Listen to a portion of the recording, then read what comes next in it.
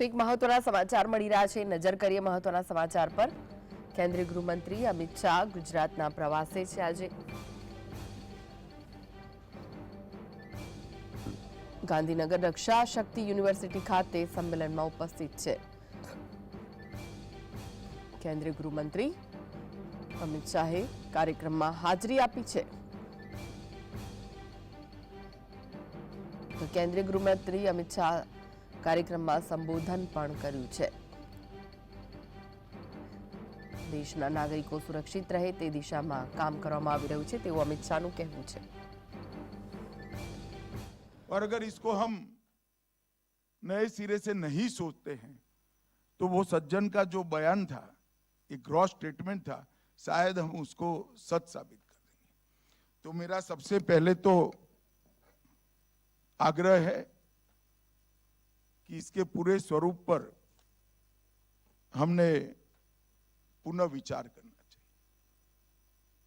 आने वाली समय की चुनौतियों को समझे बगैर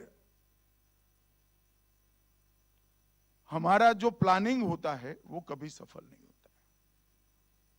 हमें एक बात समझ लेनी चाहिए कि ये 10 साल में भारत विश्व का नेतृत्व हर क्षेत्र में करने के लिए आगे बढ़ रहा है।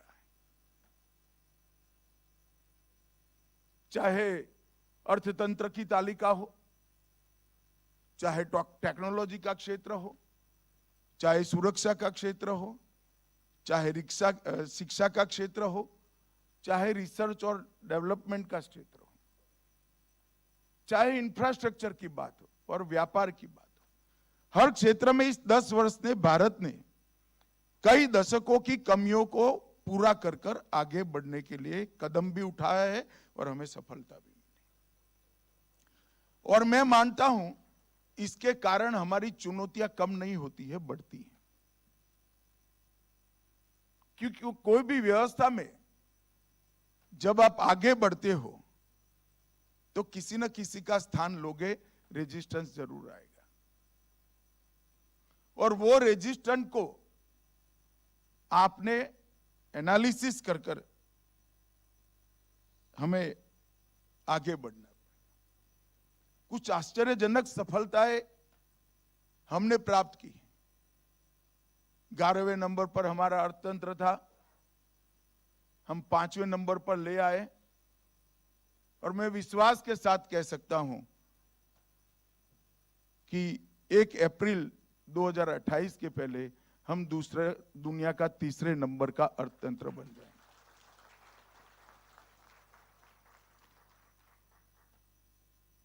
दुनिया के किसी भी चुनाव का विश्लेषण करने वाले पंडित से बात करते हैं तो उनको आश्चर्य होता है कि 97 करोड़ पंजीकृत मतदाताओं का वोटिंग कोई गड़बड़ के बगैर हो गया और सिर्फ 16 बूथों के अंदर पुनः मतदान हुआ। ये बहुत बड़ी उपलब्धि है। हमने ऐसे देश भी देखे हैं जो टेक्नोलॉजी की दृष्टि से बहुत आगे होते हैं और महीनों तक उनके परिणाम घोषित नहीं होते हैं। हमारे यहां 7 बजे मत गिनती शुरू हुई और 1 बजे परिणाम घोषित हो जाता है, विवाद भी नहीं होता है। ये बहुत बड़ी भी। जब कोरोना का संकट आया, दुनिया के विकसित देश अपनी तो चिंता कर ही रहे थे, साथ में भारत की विशेष चिंता करते, क्योंकि हम सब जानते थे, उसको स्वीकार भी करना पड़ेगा, क्योंकि उस वक्त हमारा हेल्थ इंफ्रास्ट्रक्चर इतना मजबूत नहीं था। वो सोचते थे कि क्या होगा भारत का 140 करोड़ की आबादी और कोरोना को कैसे टैकल करेंगे। पर हमारी परंपराओं में, हमारी पद्धतियों में एक ताकत पड़ी है। जब कोरोना समाप्त हुआ तब पूरी दुनिया ने स्वीकार किया कोरोना का सामना सबसे अच्छा भारत ने किया है, कम से कम नुकसान के साथ। जब हमारी ये स्ट्रेंथ दुनिया के सामने आती है तब चैलेंजेस बढ़ते हैं। वो चैलेंजेस को ध्यान में रखकर हमने हमारी तैयारियों को पुख्ता करना पड़ेगा। यहां पर आपने 8 सत्र के अंदर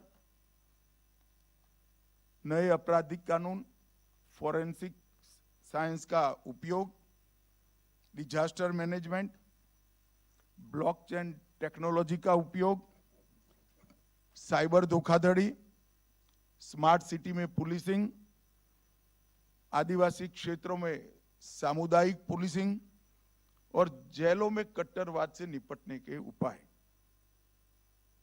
इस पर चर्चा होगी।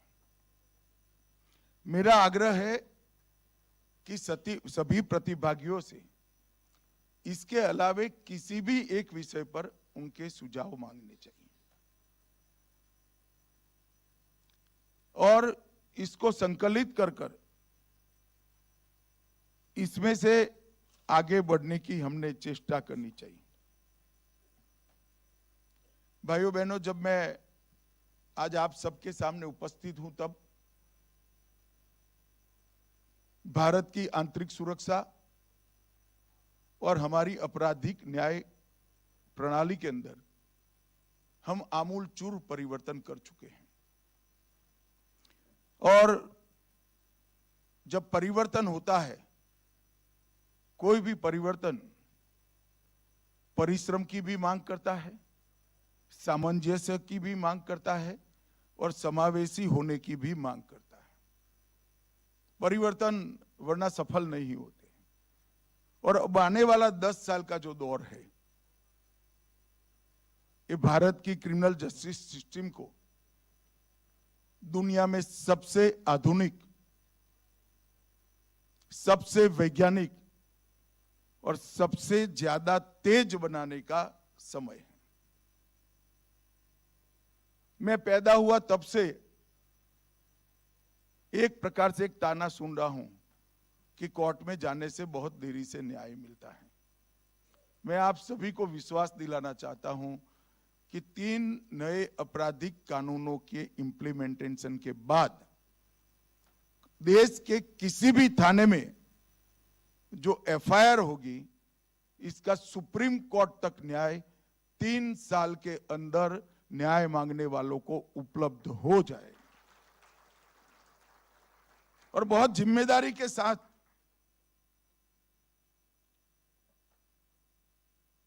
मैं इसको बोल रहा हूं और इसके लिए हमने हमारी समस्त कार्यवाही को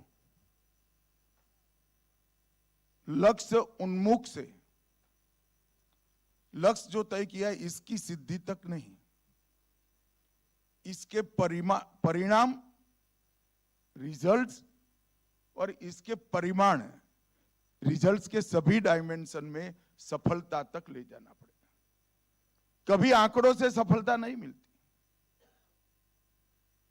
लक्ष्य तो सिद्ध होते हैं, मगर इसके साथ, लक्ष्य के साथ जुड़े हुए सारे परिणाम, लक्ष्य से जिस जिस क्षेत्र में फायदा होना है वो हुआ क्या, और वो फायदा सारे डायमेंशन में हुआ क्या, उस दिशा में हमें ले जाना पड़ेगा।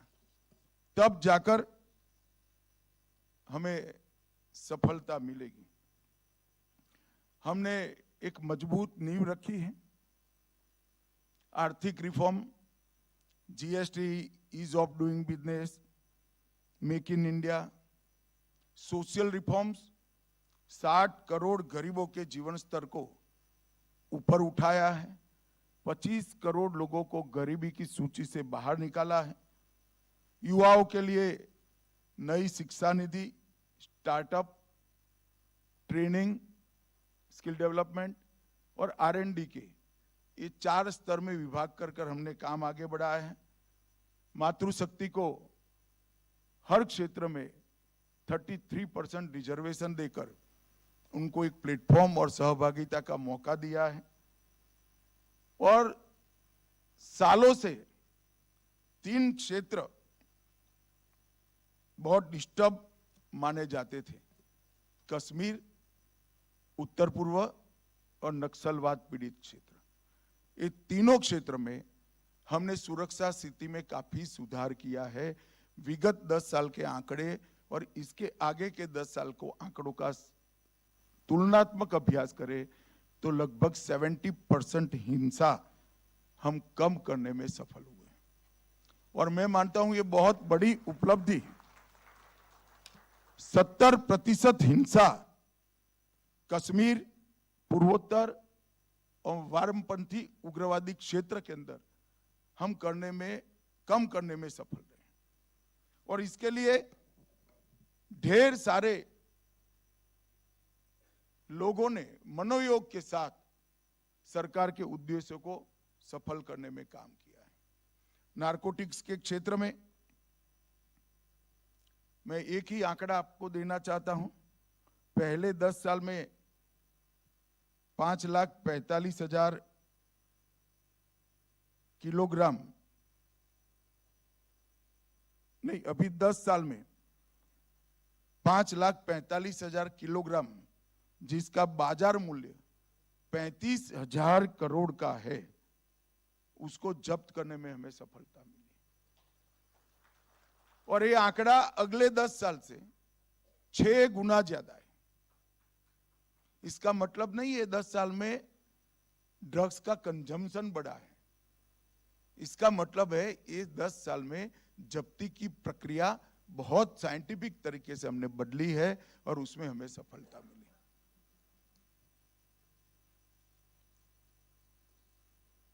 ये 3 आपराधिक कानूनों की बात करने से पहले,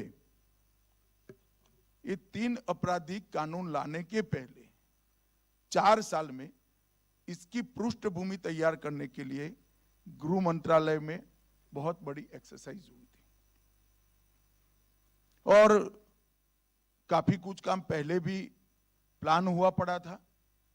जो प्लान हुआ पड़ा था उसमें हम तेजी लाए, जो मिसिंग लिंक्स थे उसको जोड़ने का प्रयास किया और कुछ नए इनिशिएटिव के कारण ये 3 आपराधिक कानून लॉजिकल एंड तक पहुंच पाए और सभी परिणाम और परिमाण दोनों की दृष्टि से देश की आपराधिक न्याय प्रणाली को फायदा कराए।